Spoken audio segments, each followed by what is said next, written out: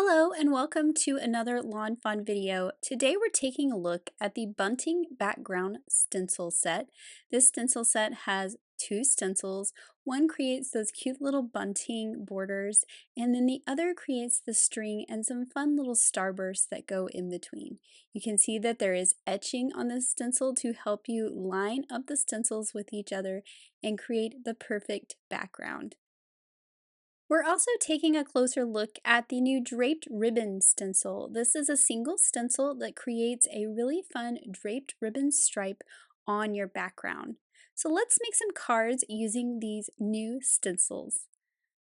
I'm going to start out by creating a card with the bunting background stencils, and I will be creating a rainbow bunting for my background. You can always do this all in one color, but I wanted to show you how to use multiple colors. First, I'm cutting a piece of speckled eggshell cardstock with a scalloped rectangle, and I'm just putting this onto my glass mat with a little bit of removable adhesive. Then I can take the first of the two stencils in the bunting background set. It actually has a number 1 up here in the corner. I'm making sure that the lawnfawn website etching is at the bottom, and I can just line this up on my panel. I'm just going to tape it into place so it doesn't move around as I do my stenciling, and I have pulled out 7 colors of ink here to use. Now I like to line up my inks in the order in which I want to color in my images. So I have them in a rainbow order here, and I will leave them in this order on my desktop so I don't mess anything up color wise. I'm using some small blending brushes, and I'm being very careful to only color in the little pennants. Now if you did feel like you might get off and get in one of the other little openings, you can of course mask this off with a post-it or a piece of paper just to make sure that you don't bleed over. These are also really cute if you did them all in one color as well, or you can make the colors blend together across the banners. So it would be okay if that pink kind of floated over into the orange a little bit and you got kind of an ombre look across the little banner. But today I'm trying to make all of my little flags one color. So you can see I'm kind of counting over to make sure I know where to put my yellow there on that third one down. And I'm trying to stay in order as I had them laid out on my desk. And you see as I go along here, I did start out with the pink and kind of put them in a different place, and that's going to force my rainbow to not be exactly the same on every line. It's going to be shifted and give it a more dynamic look. Now some of these aren't going to have all of the colors since I have 7 colors, and I think that's perfectly fine. I kind of like the look of these banners going off the side of the card panel. Now that all of these are colored in, I can pull out the second stencil in the set. This one is the one with the etching. We're going to line that etching up with those little banners. And this is going to allow us to make the string that connects them. Now it does overlap the banners slightly, as you can see there. That is on purpose. It's going to make sure that our string looks nice and continuous between all of our little pennants. Now, this I think would also be fun to kind of trace in with a black pen or a colored pen because it's basically just a line. But I'm going to use some black soot distress oxide ink. I started out with this little blending tool, but that foam didn't feel like it was getting into all of the little corners of that really fine opening for the string. So I switched over to a brush, and then that is working a whole lot better. I am making sure that I avoid those little starbursts that are cut out in this same stencil, but that's not too hard to do when we're just stenciling in that little line. Now I'll pull this up, and I went and washed off my stencil so that all that black ink is gone. And for my little starburst, I'm just going to use the same colors I used for my pennants. I'm kind of just using the ink that's left over on my brushes and not really picking up any new ink. And this is the look like I was talking about before with kind of the ombre look, where I'm going to use 2 colors for each of the little sunbursts. So for the one I just did, I used blue and purple. For this one, I'm using yellow and orange. I did need a little bit more of that orange on my brush. And then for the big one, I'm going to use yellow and green. And I'm just moving this around and shifting it around where I want those sunbursts to go because my panel is smaller. They don't really hit the panel where they were originally on the stencil, so I just had to shift it around. Now I'm adding some shimmer to my panel with some gold metallic watercolor splatters, just picking that up and tapping my brush so I get some little small dots of gold all over the background. And then I will just set this aside till that watercolor dries.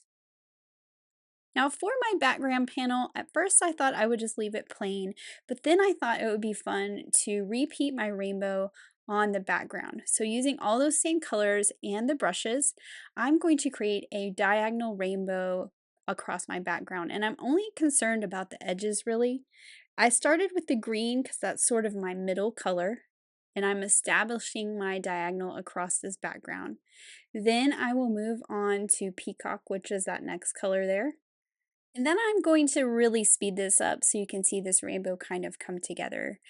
I'm not concerned about the center. Again, that's going to be covered up. And this is on that same speckled eggshell cardstock that the front panel is inked on. And when I got to the bottom, I still had some stuff in the corners, so I have purple at the top, my pink, orange, and yellow at the bottom to complete it. Now I'm going to use the largest of the outside in stitch rectangles to trim this up and get that really cute stitching detail around the edge. And now we have this beautiful rainbow panel that matches our inked stenciled panel for the front. I'm adding this to a card base so I get that white border around the outside, which I just think finishes it off quite nicely. And then for this panel, I'm going to pop this up on some foam tape so I have some really nice dimension between the two rectangles.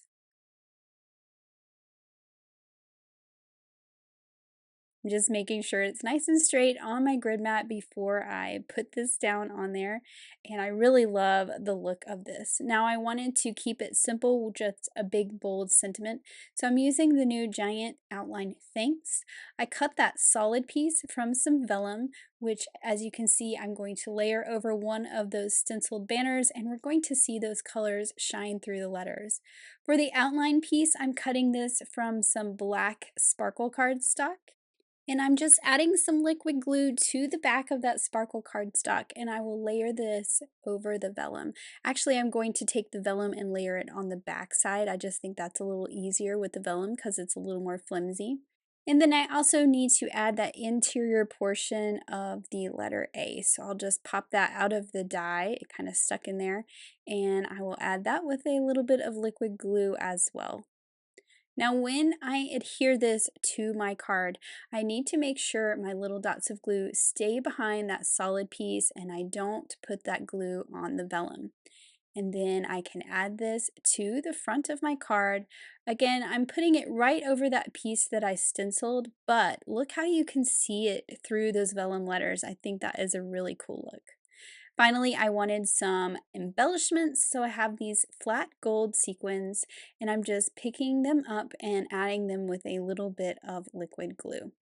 And then here is that finished card with those beautiful rainbow colors through the bunting background stencils.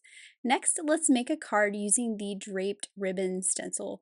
For this one, I am going to be doing some inking on white cardstock with two colors of ink, and I'm going to let them blend in the middle to give me a third color. So I've just put this piece of cardstock onto my glass mat with a bit of removable adhesive.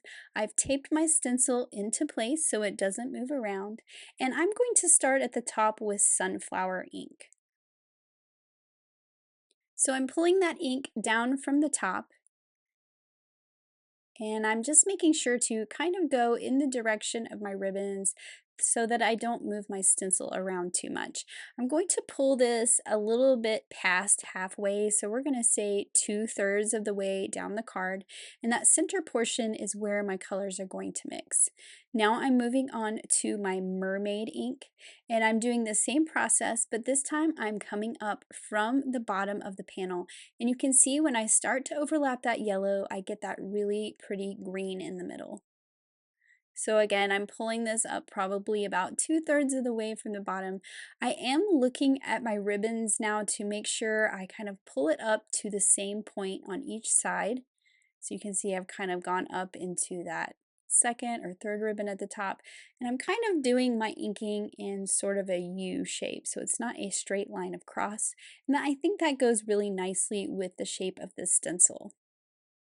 So once I have that all stenciled, I'm going to pull my stencil away and we get this really cool draped ribbon look. But I want to kind of tone down that white a little bit.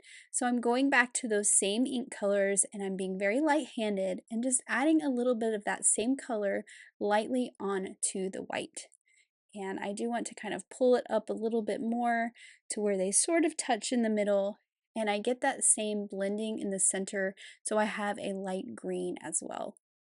Now this is looking pretty good, but I always like to add some little flecks of paint if possible for some texture. And for this one, I'm adding some black flecks. I am going to flick it off the side of my acrylic block so that my little dots stay pretty small and I don't get any very large blobs on here. And I think that this has a really fun look. Now before I finish with my stenciling, I want to create a ground for my little mouse to stand on. So I'm using the grass stencil and some Lucky Clover Distress Oxide. This is an oxide ink, so it's got pigment in it, and it's going to sit on top of the colors I've already stenciled, kind of fill in that bottom and make it look nice and solid. This is really going to give me a nice ground for the front panel of my card. So now I can pull that stencil away and we magically have some grass at the bottom. Now I've let this dry just a bit and I want to stamp my sentiment. I am going to use some VersaFine black ink, which is what I like to use when I'm stamping on oxide ink. I think that it really makes the sentiment stand out a bit more on top of that pigment, because it's going to sit on top of it because it is also a pigment ink. So I'm using the sentiment that says wishing you a happy day from the Whoosh Kites stamp set, and I've just lined that up in the grass. I'm adding a little exclamation point at the end there, and that looks good for placement. I'm using that black pigment ink to stamp onto that pigment ink that's at the bottom. And now we have a sentiment at the bottom, and I can add this whole panel to my card base, and I'm ready to add my cute little images. Now I'm using the Whoosh Kite set. I have all three kites, that little mouse that's holding the kite string, and I'm just going to place these onto my card panel where I want them to be. I'm not gluing them down just yet. I'm going to mark the centers of the kites and where the little mouse is holding the kite strings, and then I'm going to draw them in by hand. So with my pencil, I'm just putting a dot underneath each kite and where the kite string is going to end in the mouse's hand. And then I'm just using a gray pen to draw a line that connects those dots. And I keep putting that little heart kite there so I can make sure I draw my lines outside of the heart. I don't want it crossing underneath. Now I'm using some foam squares just to add each of these kites to the end of their strings, and then I will do the same for my little mouse.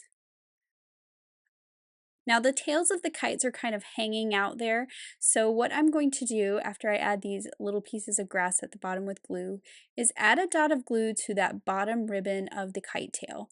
And then I'm just gluing that tail directly to the card background, and it kind of gives it this cool dimension like the tail is trailing behind the kite.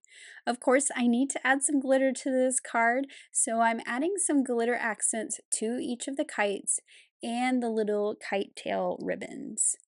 What I did on the kites is I just picked one color panel to use the glitter on instead of using all of them, and I just think that has a really fun look to kind of accent one color with that glitter.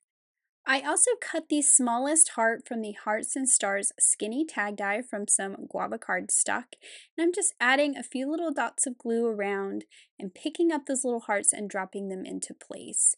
I kind of knew where I wanted them to go, and since they're all the same size, I don't feel like I need to arrange them on the card first and then glue them down. And then here is my finished card with that beautiful draped ribbon background sky and those cute little kites.